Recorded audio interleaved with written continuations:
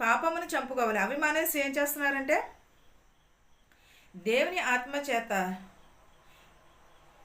ఎదిరింపబడుదురో వారందరూ కూడా దేవుని కుమారులై ఉందరు. దేవుని ఆత్మ చేత ఎదురు నడిపింపబడుదురో వారందరూ కూడా దేవుని కుమారులై ఉందిరని చెప్పుచున్నాడు. లోకంలో ఉన్న ప్రతి ఒక్కరూ కూడా ఏదో ప్రభావితము చేత నడిపింపబడతారు. కానీ వాటన్నిటినీ కూడా అధిగమించి పరిశుద్ధాత్మ దేవునికి ఏమై ఉండాలి? విధేయులై ఉండాలి. పరిశుద్ధాత్మ చేత మనము అవకాశం పరిశుద్ధాత్మ దేవునికి దేవుడు మనకి ఎన్నో అవకాశాలు ఇస్తున్నాడు. కానీ దేవునికి మనం ఏమిస్తున్నాము?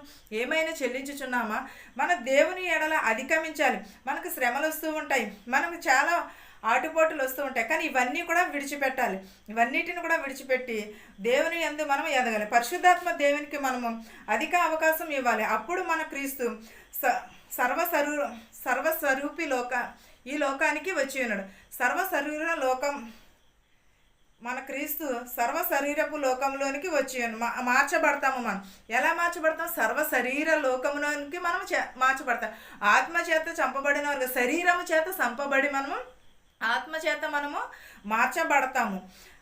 నేను మిమ్మును చేర్చుకుంది. దేవుడి మనలను చేర్చుకుంటున్నాడు. దేవుని కుమారులుగా పిలువబడతాం. అప్పుడు ఆత్మానుసారంగా ఎప్పుడైతే మనం బ్రతికి ఉంటామో అప్పుడు దేవుని కుమారులుగా పిలువబడతాము.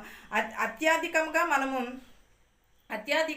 ఆధిక్యత కలిగి ఉండాలి. అంతేగాని ఈ లోకపు వైపు కాదు. మరియు దేవుని కుమారులుగా పిలువబడుచున్నాము. ఎలా పిలువబడుచున్నామండి? దేవుని కుమారులుగా పిలువబడుచున్నాము. అలా పిలువబడిన